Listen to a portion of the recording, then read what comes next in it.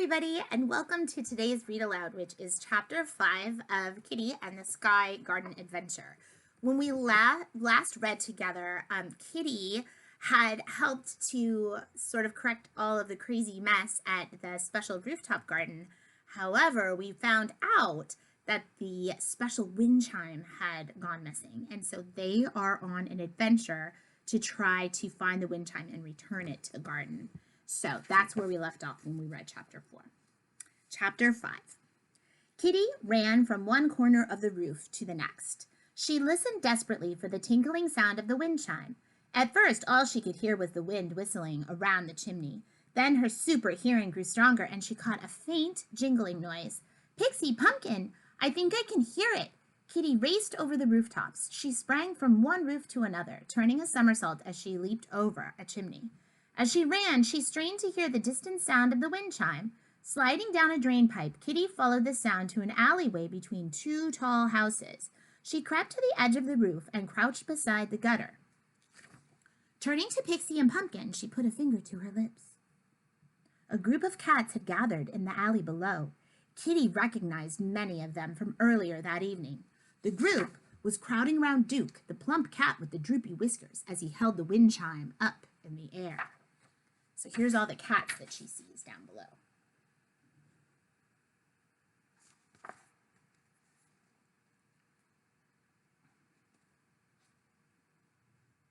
The silvery seashells glinted in the moonlight. "Now listen," Duke shook the wind chime roughly. "I've had enough of your yowling." "But Duke," whined a tall ginger cat, "I was the one who sneaked that dangly thing out of the garden, so I should get to keep it." "It should be mine. I carried it all the way down the drain pipe," complained a black cat. "You would have lost it somewhere." "No, I wouldn't have," said the ginger cat crossly. More cats joined in, all mewing and complaining at the same time. "Enough!" yelled Duke. "If you can't agree, then we'll break the chime and each take one piece." Kitty gasped. How dare he think of taking apart the magical wind chime? Without it, the sky garden would never be the same again. She couldn't let that happen. "What should we do?" Kitty whispered. "Pumpkin, leave it to me," Kitty whispered back. "I'm going down there." Duke began pulling the seashells off the string and throwing them to the other cats. Kitty's heart thumped as she looked at the alley below. The ground was a long way away, but her superpowers would help her. She balanced on the edge of the rooftop, spreading her cape with her hands. Taking a brave leap, she plunged through the air. "Cat powers!" she yelled as her cape flew out, slowing her fall. She landed lightly in front of Duke. There she is. Steadying herself with one hand on the alley wall. "Look, everyone," said Duke with a sneer as he pulled more shells off the wind chime. "It's the silly girl who chased us out of the sky garden." "Give those shells back," cried Kitty. "The garden won't be the same without the wind chime." Look at all these naughty cats. "Tough luck," Duke laughed nastily and threw a shell to a black cat. "Here, catch. Howl." "Stop it." Kitty leaped into the air, reaching as high as she could, but the shell sailed over her head.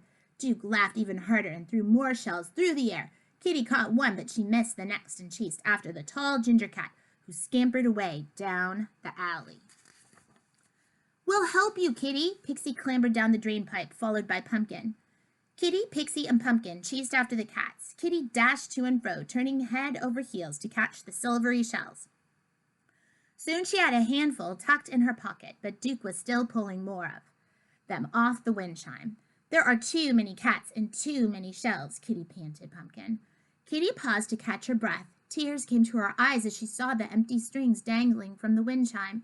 There was no more beautiful sound, only the noise of the wind in the alley and Duke's laughter. "You thought you could beat us, didn't you?" crowed Duke. "But you're not fast enough to catch us all." Kitty gazed despairingly at the cat gang spread out along the alley.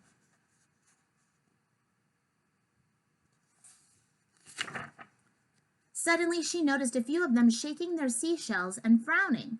Another cat was tapping his shell against the alley wall. "It's not working," complained the tall ginger cat. "Stupid shell," said the black cat. "What happened to the tinkly noise?" Kitty shook her head. "The wind chime only makes a sound when the pieces are joined together," she explained. "Shaking one on its own doesn't work." We have to put all the shells back on the string again. The cats looked at one another, uncertainly. Don't pay any attention to her, growled Duke, but Kitty wasn't finished. She saw that she had their attention and leaped up onto a trash can so all the cats could see her. She had to make them understand. Listen, I know you were really cross when I told you all to leave the garden, she continued. I am not a bossy boots, and you were wrong to mess around in the trees and the flower beds. But maybe we should have found a way to enjoy the place together. Some of the cats murmured and nodded. Pixie's ears pricked up and she whispered, Keep going, Kitty. I think they're finally listening. Why don't you all go back there with me, suggested Kitty. If you each say sorry to Diggory, the owner's cat, and give back your piece of the wind chime, then I'll talk to him about letting you visit. There she is. That's a stupid idea, scoffed Duke. You'll have us singing songs to the moon next. The group of cats gathered together, whispering and meowing. Hey, Duke's whiskers quivered. You're not actually falling for this, are you? At last, a thin tabby cat with a crooked ear padded up to Kitty. We'll come with you and take the shells back to where they belong. That's awesome! Kitty beamed and shook the tabby's paw. My name's Kitty. Anyone else who wants to do the right thing and return the wind chime should follow me. If we're quick, we can get back to the Sky Garden before sunrise. A line of cats followed Kitty down the alley and then on to the rooftop. Duke yelled up at them as they trooped around the chimneys. You're all being stupid. Cats are meant to be wild and naughty. Cats are meant to do whatever they like.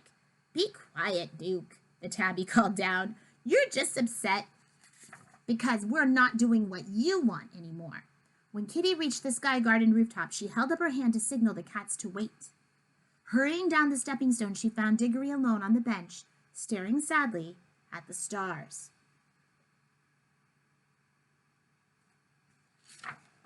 Those cats have come to apologize for all the trouble they caused, she told Diggory.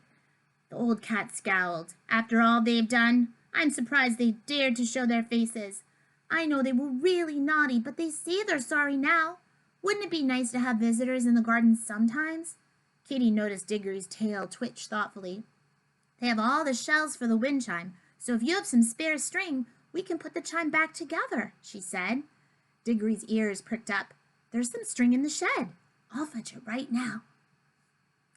That is the end of today's chapter. Tomorrow, we will finish the book with chapter 6.